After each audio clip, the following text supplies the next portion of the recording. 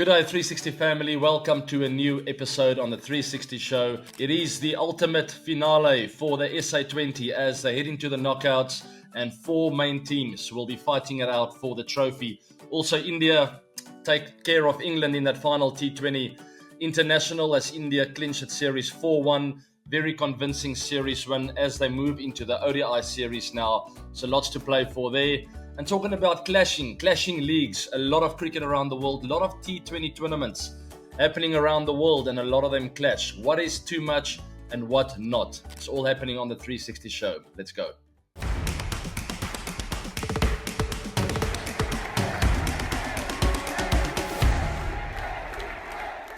As per usual, let's start with the 360 view. And talking about a view, I've got a small little painting up there. That is a painting that my wife did. I'm very, very proud. It is probably a view from the west coast of South Africa by the looks of it. I'll just have to find out exactly what she had in mind when she was drawing that, but that looks very similar to some part of the west coast of South Africa. There's some small towns on the beautiful western coast of South Africa, not often spoken about. Everyone talks about the sunny east coast, but the west coast is something different, absolutely gorgeous. You get little towns like Paternoster, Langebaan, and many more. And it's a beautiful place to visit if you ever do come over to South Africa. Back to the 360 view then, guys. I'm going to be hitting the stopwatch right now, 360 seconds for the main topics of this week. As we start with the SA20, it's the finale, last four standing. As you know, the format, guys, one will be playing two. That's my Cape Town against the Paarl Royals. As you know, this is a pre-recorded show, so the result will be out at the release of the show. But what I can say is I am tipping my Cape Town to win there. It will be happening in Port Elizabeth, Berga. So it's a little bit of a neutral ground for both. Not a little bit. It is a neutral ground for both these teams. I do feel the informed team, as you can see, with the wins 4 in a row there for my Cape Town, as Paarl Royals ended up losing the last two. But keep in mind, they were resting some players. The funny part of the psychology of this is Paarl Royals played their last game in Port Elizabeth at St. George's Park, and they lost there. So will that play on their minds? We'll have to wait and see. As I already alluded to, the results already out by the time this is released. But it will be fascinating to see who comes out on top there. My Cape Town in scintillating form. Players like Devil Brevis, Rassie van der Dussen, leading run scorer this tournament, up the order. Also, Reza Hendricks in fine form. And they have a wonderful bowling attack. Kagiso Rabada, Trent Bolt, Rashid Khan. I need not say anything more than that. Absolutely incredible cricket team. And they are favourites to win this tournament. But it doesn't always work like that. Because look at spots number 3 and 4. Back-to-back winners, Sunrisers, Eastern Cape. In the third spot, we'll be playing Joburg Super Kings. And that is a big game. It's an eliminator that. So whoever loses there will be out of the tournament. But the winner will play the loser of that qualifier one. So the loser of my Cape Town Paarl Royals will be playing the winner of Sunrisers, Eastern Cape, and Joburg Super Kings. It is the finale. It's very exciting. I'm still tipping my Cape Town to win this tournament. It's been absolutely fascinating to watch. Also, a quick mention for the rising star of this tournament, leader, Luhandre Pretorius. Strong left-hand batter. He's 18 years old, guys, and he looks like he's 28 with the kind of maturity he plays with. Lost a little bit of form in the last few games, which is completely normal, but hopefully we'll find that form going into the knockouts again. And leading wicket taker, Marco Jansen, you all know him. I don't have to introduce him to you guys. Fantastic, tall left-arm bowler. Hits a long ball as well. He got 15 wickets in this tournament, and I'm sure he'll be building on that going into the knockouts. Let's move on as India clinched that series, the T20 International Series against England, 4-1. England at least found a way to win one. But this was a very dominating performance by India, 247 that first 20 overs. We saw Gautam Gambhir being quoted here. We want to try and get to 250, 260 regularly. Guys, that means a lot of risk will be taken. But he says they don't mind, because if you're going to play this kind of aggressive cricket, that's the kind of brand we want to play. Yes, we will be inconsistent sometimes, but if you want to get those big scores, you have to take some risks. And he mentioned something really important. With big risk comes big reward. And that's the way they're going to play. Abhishek Sharma, 135. Incredible knock from this young man. He's got absolutely no fear. And he took some wickets as well. What a fantastic game for him. it's not an everyday occurrence to get 100 in a T20 game, and he made it look easy. Only off 37 balls, second to only Rohit Sharma for the fastest T20 international centuries for India. And Josh Butler, look at that quote. I've seen a lot of cricket, and I thought Abhishek Sharma's innings today was one of the best. So congrats, praise for him from all kinds of parts of the world. I mean, we saw him play for Sunrisers Hyderabad, and he's just a dangerous player up the order. Absolutely fantastic. Very difficult to bowl to him because he knows only one way, and that's big. So is this the new T20 template, guys? I want to hear your comments. What do you think? Do you think that is the right way forward? Will it come with frustration of inconsistent performances? Getting bowled out for 100 or 120 sometimes, then getting 250, then 120 again. As a fan, there might be some frustrating times ahead, but with the kind of quality that India has in their system, I do feel they will find a way and a template to be consistent with. Possibly the best, not possibly, the best T20 team in the world right now. They're also world champions, and I don't see them slowing down very soon. Last but not least, clashing league schedules, guys. I quickly touch on this in the intro, and I want to hear your thoughts once again. There are so many T20 leagues happening around the world. The problem is players end up playing all kinds of leagues, and it's almost overlapping. We saw Andre Russell in the one league the following day playing in the next league. I mean, that I feel there should be a cool-off period, and this is up to the organizers to sort out. But just look at that calendar, guys. It's absolutely incredible. 190 games in 57 days in 5 leagues on 3 continents. And I think we all love to watch cricket, and I love the SA20 because almost every single day there's a game. Same with the IPL. You never get a break as a fan. You get into a routine. You know when you get home and the TV is on, there will be cricket on there, and there's nothing better than that. But there needs to be a balance for the players. We don't want the players to hop around, to get injured, to lose their fire and their passion for cricket because there's too much of it. And we want a little bit of consistency with regards to teams, identity within leagues and teams. And I feel there needs to be a cool-off period in between tournaments, maybe 3 to 5 days. Whatever the case may be, I just feel the organizers need to get their hand on this and get a little bit better control. Otherwise, we might lose control of this game that we love so much. And it's not only a business. We know there is a lot of business interest with regards to that, and there won't be a league or leagues around the world if there wasn't business interest from all over the world.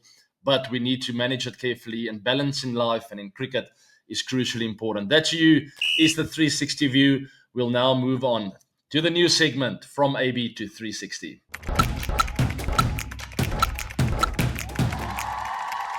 I'm in the garden, and it's time for chapter 3 of From AB to 360. Today I will be talking about the backlift and positions to get yourself into when facing the ball. There will be some stuff shared here today that I've never spoken to anyone about, so stay tuned. Your backlift is crucially important for various reasons, but the main reasons why I feel it's important is to get your bat in the right plane of the line of the delivery. All right, you never want to play across the ball. You don't ultimately want to end up playing the wrong line. The other reason for the backlift is to create power, or to have a steady base where you can have the option for a power shot. So these are the things that worked for me that are really important in order to get the right plane. Plane talking about the line that your willow comes down to play the delivery. Back in the day when I was 18, 19, 20 years old, I tended to take the willow behind my back, which made me drive with a skew blade. If you can see that, it's angled. That was purely because I didn't have my bat in the right place. Obviously, you're trying to keep your eye on the ball, so I would never really look behind me. And I didn't pick up that with a point of release, my blade would go behind my back, and I tried to drive like that, which ended up leaving a gap between bat and my pad. I got out bowled and LBW very often. If you are one of those guys, maybe just have a look at your blade at the back before you bat and make sure you keep it out to first or second slip. Should be pointing more or less there. Someone like Hashim Amla was a lot more extreme. He would take his bat completely out to point. Even a Steve Smith, similar, and then get back into plane. I much rather prefer that because that's an easier way to find the right line. Personally for me, the secret was in my right grip, right wrist rather. I would always enjoy feeling my right wrist on my hip, and that got it into a very consistent position in order for me. See, I don't even have to look back. I know my bat is pointing to first or second slip. By purely just keeping this right hand on my hip. That is tip number one. Make sure your hands are close to your body, not too tight. You don't want to be intense. You want to still be relaxed, but look at that. Just by putting this right hand on my hip right there, almost got my bat always in the perfect position, pointing at first slip. You always hear people talking about a high left elbow. Now to me, I figured out over the years that my right forearm is the important one. Yes, your left elbow should be high, but to me the right forearm needed to come down and stay connected with the blade. So look at this. When driving, look at my right forearm and my blade. Very close together. There's not a big gap between them. They're pretty close together. In order to achieve that, my grip looked more or less like that. So that comes back to the grip we spoke about in the previous chapter. Your right hand is never completely gripping the the grip, rather just the two fingers. Very lightly with the fingers, the three other fingers, but your index and your thumb are the most two important digits of your right hand, because ultimately when you drive, they need to almost come a little bit off the bat as such. Remember, I also spoke about the steering wheel in the previous episodes. The left arm is still the steering wheel. So nice and strong left hand grip, always staying strong on the grip, and that is your steering wheel going towards the ball. Your right hand is for the power, but it needs to still be compact. Remember, the right forearm is in contact, not in contact, it's in connection with my blade, almost running parallel to this blade all the time. Even through the shot, I want this right arm to almost be on top of my willow. So very important, guys, right wrist on the right hip to make sure the blade points to first slip more or less. And then I would always think about, with a back lift, get it a little bit up at the point of delivery as soon as the ball's released. But look at that, once again, my forearm is pretty close to my blade already here. And from there, they work together. Look at that, always in line, not there, not completely away, because you'll end up playing it early. If you have the right forearm close to the willow at all times, you will end up playing the right line, and you will always play the ball nice and late.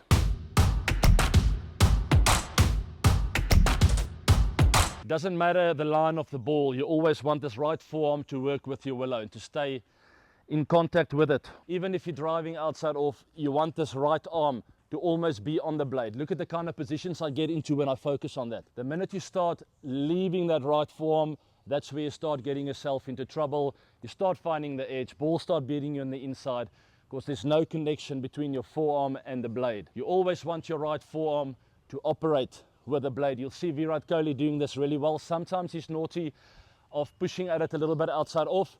This forearm loses connection with the blade, and that's where you sometimes nick off. Lots of other players struggle with that as well. But if you keep it connected to the blade, your right forearm, you'll always get into those kind of positions. Playing it nice and late, you see the angle of my bat is more or less at 45 degrees, which means the ball's going down into the ground.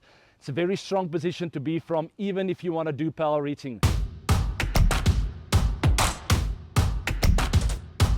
So if you're looking for power, sometimes you will release the willow, but remember, the basics still stay the same. You still want this right forearm close to the willow, but keeping it compact just before contact, and then you can release, trying to hit the big shots. But always people talk about staying in shape and not playing the ball too early, even if you're trying to do boundary hitting.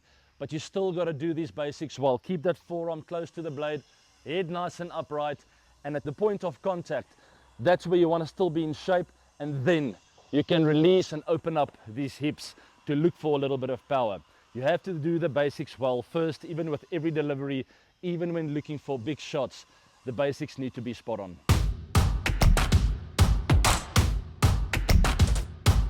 I used to have a little bit of a trigger with my bat as well, so my right wrist I would put on my hip, bat in place, pointing at first slip.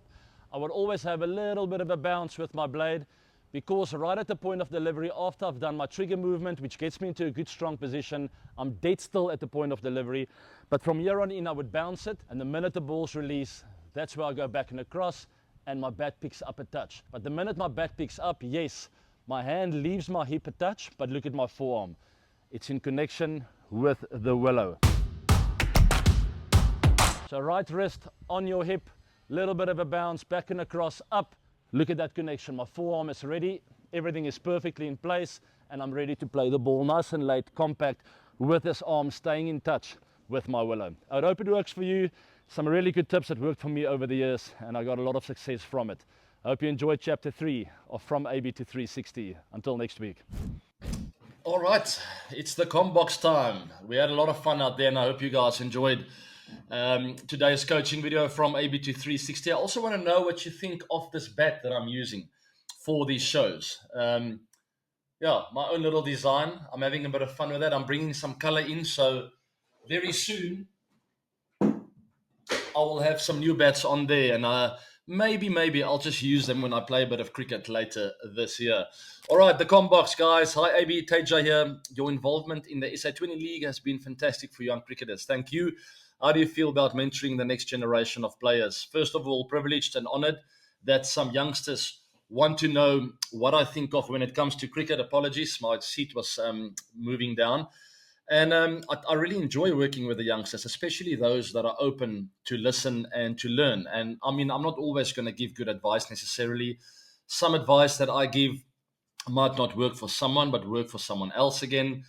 The nice idea is, or the idea with this is to just bounce ideas off of each other and sort of tell the youngsters of my learnings throughout the years and what worked for me and what didn't, where did I fall into traps and where did I grow as a character and an individual. And those are the kind of things I really love talking about to some of the guys that I work with. I don't have to mention names. I'm working with quite a few, and they're not all young, by the way. You're never too old to learn. So even the low 30s, mid 30s players, some of them are in touch with me as well. And we just have a lot of fun bouncing ideas off each other. When I see something on the television screen, I get in contact, even with some bowlers. I mean, I have no background of bowling. I bowled a little bit for the fun here and there. But sometimes I am in touch with someone like a Rabada, just saying, I saw this. What did you think with that field? Because the field and the kind of delivery you bowled didn't quite make sense. Whatever the case may be. And sometimes he will check in with me and just ask a random question out of nowhere. Anyway, it is a great privilege and an honor. And hopefully that will continue for many, many years to come. Alrighty, what mental training drills do you use on a daily basis to perform at the highest level? Routine, discipline. I love getting up, getting the kids to school. I know exactly how my routines work. When I have my cup of coffee, then I'll have something healthy, maybe a protein smoothie. And then it's crucially important for me to get out with the dogs. I walk them to the park, I come in, and then it's time for my gym session. If I don't do that routine it takes about an hour and a half to get all of that done. It almost feels like my day is getting off on the wrong note. So just that basics and routine and habits, having good habits and eating well and looking after your body really gives the mind a fresh edge on the day. So that is crucially important. I have a bit of quiet time as well. As most of you know, I'm a Christian. I love reading a bit of Bible. I'll have a prayer minute or two where I just get my mind ready, almost put some blessing on my family and my kids, and that's the kind of routine I like to start. And then the whole day is ahead of me. I do a bit of this, a bit of business, a bit of that, some balls that I need to hit to get ready for later on this year. But that'll be my advice: is to find a healthy routine and habits that work for you and make you feel good about yourself. So do what you love and do it often, because working out and being healthy really makes me gets me in a positive frame of mind, and that's what I'm after. A dedicated video on your stance against the spinners, please. We will definitely get to spin bowling. Also go deeper regarding your technique against the spinners, in particular your weight and your backlift. The previous two videos have been helpful so far in general. Keep them coming. I'm very, very happy that you guys enjoy from AB to 360. Remember, as I mentioned in the videos, we will still get to the 360 part of things where we will get a bit more technical. I don't want to lose the youngsters and people who are starting, who's still part of the ABCs and they want to know the basics of cricket. So I'm not going to rush through that. But there will come a time and a place where I'm going to get a lot more technical, guys. And this is a topic that I can do 3 episodes on, talking about spin bowling. It's not just a 5-minute chat. So there's a lot to share. And also we'll talk about other players and what worked for them over the years with regard to spin bowling. But thank you very much for that. Great to get some good feedback. We will definitely get to spin bowling. And just a quick heads up, my technique was completely different to spinners as with seamers. A lot of little different tweaks that I had. So stay tuned for that. Um, Thank you very, very much for this teaching series. It's a pleasure. I'm glad you enjoy it. It's all fun and games until it hits that huge TV. Speaking from personal experience, that's Savia. Yes, I was bowling to my boy. That is not a TV, by the way. It's just a screen. And I see someone picked up on that. It's not a TV, it's just a projecting screen. Correct. So it can't break. And remember, I used a very soft, spongy ball that my boy won at Centurion Park when we watched some cricket. So it's a really lightweight ball and can't do much damage because there are rules in our house that we're not allowed to play with balls because they have broken stuff before in the house. So they've got the garden to go and play. But in this case, it was a soft ball and we had a bit of fun. That's my middle boy, by the way. His name is John and he's got some really good hand-eye coordination and he loves sports. So hopefully more to come. But there's no pressure for him to do anything whatsoever as long as he just enjoys playing. All right. Thank you very much for giving tips to youngsters. Continue the good work. It's my absolute pleasure. And by the way, on that note, guys, I might introduce a subscription model moving forward. And don't run away. Don't be scared.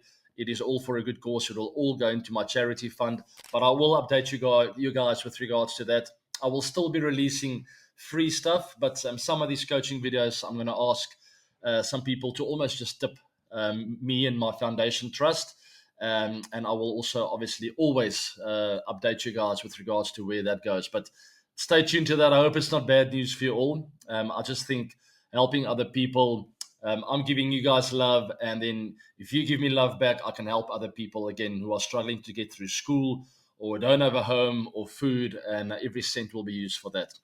Alrighty, thank you very much for that. Then that's the CommBox, guys. That's also the end of this week's 360 show. Please like, share, and subscribe. As per usual, hit that bell notification because you will be updated. Remember, with regard to the subscriptions that will be coming, there will be lots of perks. We'll make it fun for everyone, and it won't be a lot of money, I promise you. It will be very cheap for all the alpha that I'm going to give you guys and the coaching tips. Thanks for joining me on this week's 360 show. Follow me on socials. Have a wonderful week and stay tuned for the S08E21 knockouts. It's all fun and games. Take care and I'll see you guys on 360 Live this coming weekend. Bye now.